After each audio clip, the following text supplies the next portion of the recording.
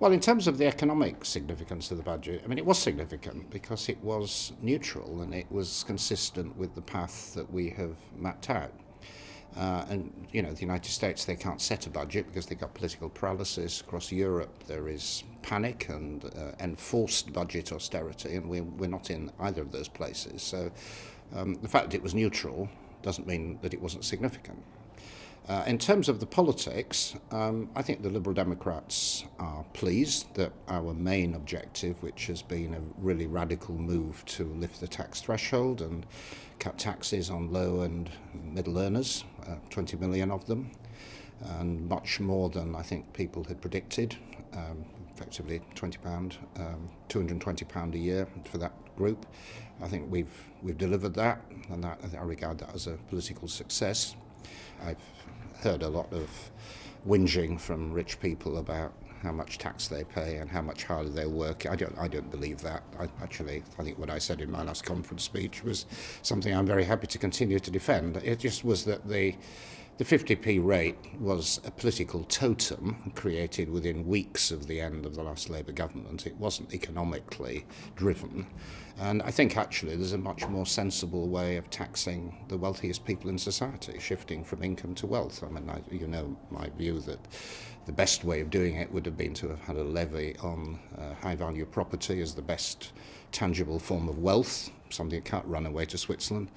And I said there's been a modest move in that direction because there is now a levy on high-value property, albeit so far restricted to those registered with companies. So we've had a move in the right direction. And the other action on the earnings of rich people, reducing their allowances, the tough approach to stamp duty, I think very welcome and positive.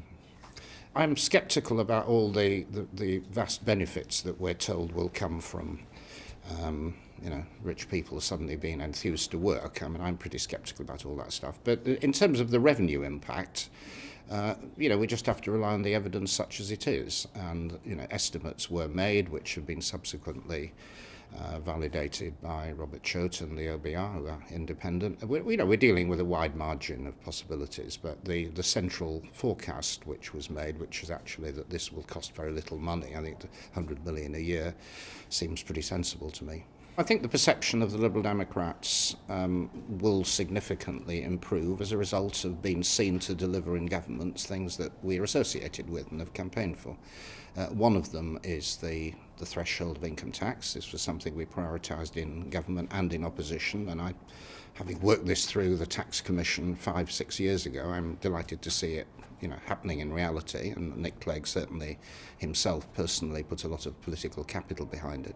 But it isn't the only thing in the budget. I think one of the things that's been overlooked is the very big increase in the basic state pension.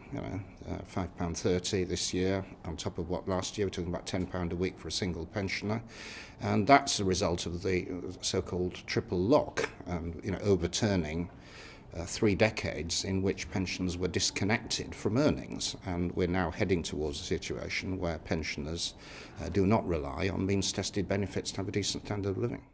I have a social democratic outlook. I'm not the only one. I've quite a few Liberal Democrat colleagues who I think share many of the same values. But yes, I'm certainly keeping going, and I can see enough positive outcome from the work that I and my colleagues are doing to keep us very much within the coalition framework. Let's remember the basic reason why we're there, which was that we inherited a massive economic crisis and its consequences. It was going to take years to sort this situation out.